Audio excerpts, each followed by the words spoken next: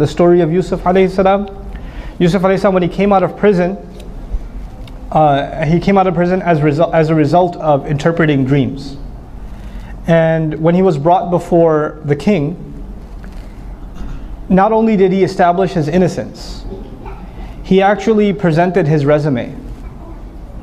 Yusuf alayhi salam actually asked for the job. He wasn't given the job, he asked for it himself. And he didn't just ask for it, he said, here's why you should hire me. He said, Ij'al li ala khaza'in al-ard, which basically literally means, install me upon the treasures of the land. What that means in simple English is, make me the treasurer.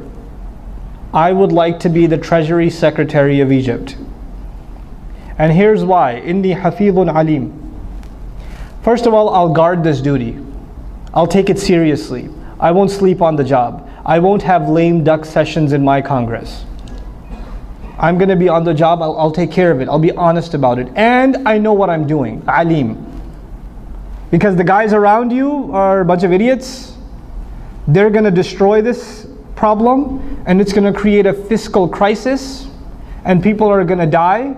So I need to take care of business. I'm letting you know I'm qualified to handle this. Leadership is about confidence. Leadership is about confidence. Too much confidence and you have arrogance. If you have too much confidence, you have arrogance. That's why before you have leadership, the discussion we began with today was understanding that you and I are abd to Allah, slaves to Allah, which is the lowest position you can have. But when you are a abd of Allah, then you realize this is not your talent, Allah has given you certain talents. Allah has given you certain abilities. And it is your God-given responsibility as a slave of Allah to use those talents to the best of your ability. And if that means you have to take a position of leadership, well, that means you have to take a position of leadership. If nobody's going to stand up and take the job, you have to take the job. That is not arrogance, that is actually being true to what Allah has given you. Arrogance is when you are obsessed with holding your title and you can't let it go.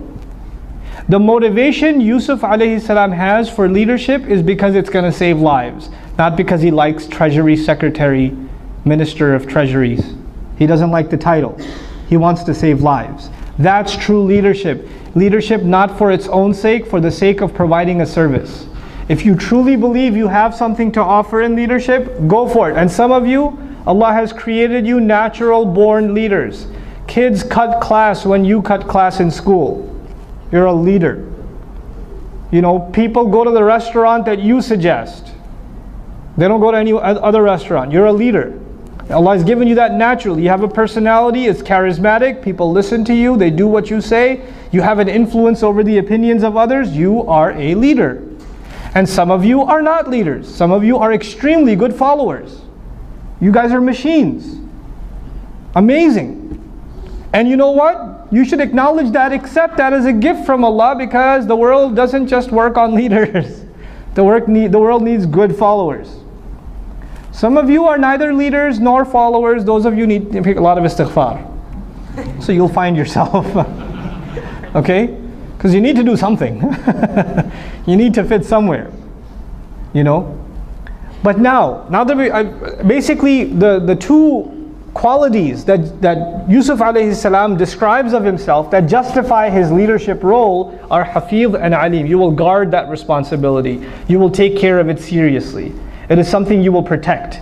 And second, you know what you're doing. So sincerity is it's implied. It's obviously there. If you're a slave of Allah, sincerity doesn't even have to be talked about because it's understood.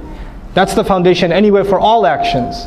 But on top of that, one, you have a very serious attitude towards the job. Two, you actually know what you're talking about. When it comes to that job, you know what you're talking about.